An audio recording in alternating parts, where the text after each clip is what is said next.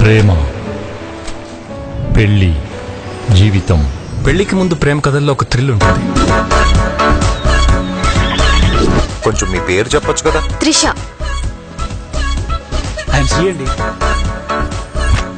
ఒకప్పుడు ప్రేమ కోసం త్యాగాలు చేసేవాళ్ళు, కానీ ఇప్పుడు ఇదే ప్రేమ స్వార్థంగా మారితే ఎలా ఉంటుందో సరదాగా చూద్దాం.